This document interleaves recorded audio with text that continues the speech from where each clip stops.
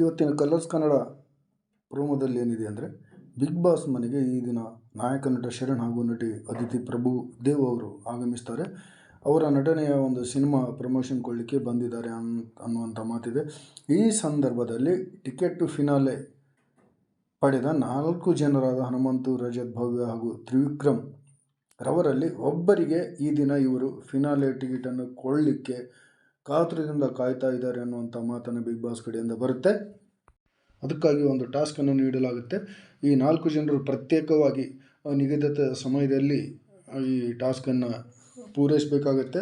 ಆ ಪ್ರಕಾರವಾಗಿ ಮಿಲಿಟರಿ ಟ್ರೈನಿಂಗ್ನಲ್ಲಿ ಏನು ಕೊಡ್ತಾರಲ್ಲ, ಆ ರೀತಿಯಾದಂಥ ಸಾವಿರಾರು ಚೌಕ ಇರುವಂಥ ಹಗ್ಗದಿಂದ ಕಟ್ಟಿದ ಒಂದು ಜಾಲರಿ ಇರುತ್ತೆ. ಮಿಲಿಟರಿ ಟ್ರೈನಿಂಗಲ್ಲಿ ಮೇಲೆ ಹತ್ತೋಕ್ಕೆ ಕೊಡ್ತಾರೆ. ಆ ಥರದ ಜಾಲರಿಯನ್ನು ಇವರು ಹತ್ತಬೇಕು. ಯಾವ ಥರ ಹತ್ತಬೇಕಂದ್ರೆ, ಈ ಜಾಲರಿ ಹತ್ತೋಕ್ಕಿಂತ ಮುಂಚೆ ಒಂದು ಇಂಪಾರ್ಟೆಂಟ್ ಕೆಲಸ ಇದೆ ಅವರಿಗೆ. ಅದಕ್ಕೂ ಮುಂಚೆ ಕೆಳಗಡೆನೇ ಒಂದು ಟ್ರಂಕ್ ಇರುತ್ತೆ. ಆ ಟ್ರಂಕಿಗೆ ಒಂದು ಬೀಗ ಹಾಕಿರ್ತಾರೆ. ಆ ಟ್ರಂಕಿನಲ್ಲಿ ಒಂದು ಧ್ವಜ ಇರುತ್ತೆ, ಬಿಗ್ ಬಾಸ್ ಧ್ವಜ. ಆ ಟ್ರಂಕನ್ನು ತೆಗಿಲಿಕ್ಕೆ ಒಂದು ಕೀಲಿಕಾಯನ್ನು ಬೇರೆ ಕಡೆ ಇಟ್ಟಿರ್ತಾರೆ. ಆ ಕೀಲಿಕಾಯಿ ತಗೊಂಡು ಟ್ರಂಕನ್ನು ತೆಗೆದು ಟ್ರಂಕ್ನಲ್ಲಿರೋ ಬಿಗ್ ಬಾಸ್ ಧ್ವಜವನ್ನು ತಕ್ಕೊಂಡು ಅವರ ಹಿಂದುಗಡೆ ಬೆನ್ನಿಗೆ ಕಟ್ಕೊಂಡು ಅದರ ಬೆನ್ನಿಗೆ ಕಟ್ಕೊಂಡ ನಂತರ ವೇಗವಾಗಿ ಹತ್ತಿ ಧ್ವಜವನ್ನು ಮೇಲ್ಗಡೆ ಕಟ್ಟಬೇಕು. ಇದು ಟಾಸ್ಕ್. ಈ ಟಾಸ್ಕ್ನಲ್ಲಿ ಭಾರವಿರುವ ವ್ಯಕ್ತಿ ಆಡೋಕ್ಕೆ ಕಷ್ಟ. ಯಾಕಂದರೆ ಅವರು ಹತ್ತಿದಂಗೆ ಹಗ್ಗಗಳು ಸಡಿಲ್ಗೊಳ್ತವೆ, ಕೆಳಗೆ ಬೀಳ್ತವೆ, ಅವು ಕೆಳಗೆ ಜಾರ್ತವೆ. ಆ ಹಗ್ಗಗಳು ಕೆಳಗೆ ವಾಲೋದ್ರಿಂದ ಈ ದಪ್ಪ ಇರುವ ವ್ಯಕ್ತಿಗೆ ಮೇಲೆ ಹತ್ತೋಕ್ಕೆ ತೊಂದರೆ ಆಗುತ್ತೆ. ಇದರಲ್ಲಿ ರಜತ್ ಅವರು, ತ್ರಿವಿಕ್ರಮ್ ಅವರು ಬಹಳ ಭಾರವಿರುವಂಥ ವ್ಯಕ್ತಿ, ಜಿಮ್ ಮ್ಯಾನ್ಗಳು. ಇಲ್ಲಿ ಜಿಮ್ ನಡೆಯಲ್ವಲ್ಲ, ಮೈಂಡ್ ಗೇಮು ಏನು ದೈಹಿಕ ಸಾಮರ್ಥ್ಯ ಇದರಲ್ಲಿ ನಡೆಯಲ್ಲ, ಚಾಕಚಕ್ಯತೆ ಇದರಲ್ಲಿ ನಡೆಯುತ್ತೆ. ಆ ರೀತಿಯಾಗಿ ಇವರಿಬ್ಬರು ಹಿಂದೆ ಬೀಳ್ತಾರೆ ಅನ್ನುವಂಥ ಮಾತಿದೆ. ಹಾಗೆಯೇ ತೆಳ್ಳಗಿರುವ ವ್ಯಕ್ತಿಗಳು ಮೇಲೆ ವೇಗವಾಗಿ ಹತ್ತಲಿಕ್ಕೆ ಸುಲಭವಾದ ಟಾಸ್ಕ್ ಇದಾಗಿರುತ್ತೆ. ಭಾರವಾದ ವ್ಯಕ್ತಿಗಳಿಗೆ ಇದು ಬಹಳ ತೊಂದರೆ ಆಗುತ್ತೆ. ಆದರೆ ಹನುಮಂತು ಮತ್ತು ಭವ್ಯರು ತೆಳ್ಳಗಿರುವ ಕಾರಣದಲ್ಲಿ ವೇಗವಾಗಿ ಹತ್ತಿ ಧ್ವಜ ಕಟ್ತಾರೆ ಅನ್ನುವಂಥ ಮಾತಿದೆ ವೀಕ್ಷಕರೇ.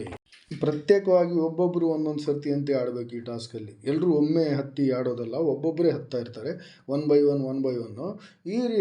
ಈ ರೀತಿ ಹತ್ತಿದಾಗ ಭವ್ಯ ಹಾಗೂ ಹನುಮಂತರವರಿಗೆ ಇಲ್ಲಿ ಫೈಟ್ ಬೀಳುತ್ತೆ.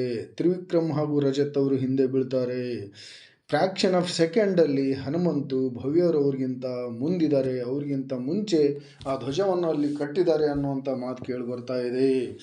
ಬೇಗ ಹತ್ತಿದ್ರು ಭವ್ಯರವರು ಆ ಧ್ವಜವನ್ನು ಎಗರಾಡಿಸ್ತಾರೆ ಮೇಲೆ ಅನ್ನುವಂಥ ಮಾತಿದೆ. ಹಾಗಾಗಿ ಭವ್ಯರವರು ಸೋತು ಚಾಣಕ್ಷತನದಿಂದ ಆ ಆಟದ ರೂಲ್ಸನ್ನು ಚೆನ್ನಾಗಿ ತಿಳ್ಕೊಂಡಿದ್ದ ಹನುಮಂತರವರು ವೇಗವಾಗಿ ಹತ್ತಿ ಆ ಬಿಗ್ ಬಾಸ್ನ ಧ್ವಜವನ್ನು ಮೇಲ್ಗಡೆ ಕಟ್ಟಿ ಜೈ ಬಿಗ್ ಬಾಸ್ ಎನ್ನುವಂಥ ಘೋಷದೊಂದಿಗೆ ಇವತ್ತಿನ ಟಿಕೆಟನ್ನು ತಗೊಳ್ತಾರೆ. ಟಿಕೆಟ್ ಟು ಫಿನಾಲೆ ಅನ್ನುವಂಥ ಮಾತಿದೆ.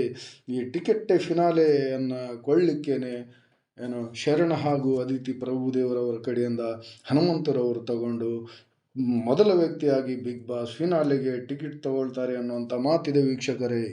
ಹನುಮಂತರವರ ಪುಣ್ಯಕ್ಕೆ ಇಲ್ಲಿ ರಜತ್ ಅವ್ರ ಕೈಯಲ್ಲಿ ಉಸ್ತುವಾರಿ ಇರಲಿಲ್ಲ. ಯಾಕಂದರೆ ರಜತ್ ಕೂಡ ಇದರಲ್ಲಿ ಕಂಟೆಸ್ಟೆಂಟ್ ಇದ್ದರು. ಹಾಗಾಗಿ ರಜತ್ ಅವರ ಯಾವ ಗೇಮು, ಯಾವ ಶಕುನಿ ಮಾಮನ ಕೆಲಸ, ಯಾವ ಟೆಕ್ನಿಕ್ಸು, ಯಾವ ಟ್ರಿಕ್ಸು, ಯಾವ ಸ್ಟ್ರಾಟಜಿನೂ ನಡೀಲಿಲ್ಲ. ಹಾಗಾಗಿ ಹನುಮಂತರವರು ಈಸಿಯಾಗಿ ಗೆದ್ದು ಅದಿತಿ ಪ್ರಭುದೇವ್ ಹಾಗೂ ಶರಣ್ ಅವರ ಕಡೆಯಿಂದ ಟಿಕೆಟ್ ಟು ಫಿನಾಲೆಯನ್ನು ಮೊದಲನೇ ವ್ಯಕ್ತಿಯಾಗಿ ತಗೊಂಡಿದ್ದಾರೆ. ಹಾಗೆ ಇವತ್ತು ಸಂಜೆ ಇವತ್ತೇನು ಟೆಲಿಕಾಸ್ಟ್ ಆಗುತ್ತೆ, ಅದರಲ್ಲಿ ಮುಂದೆ ಏನೇನು ನಡೆಯುತ್ತೆ ಅನ್ನುವಂಥದ್ದನ್ನು ನಾನು ರಾತ್ರಿ ಮತ್ತೆ ನಿಮಗೆ ತಿಳಿಸ್ತಾ ಇರ್ತೀನಿ ವೀಕ್ಷಕರೇ.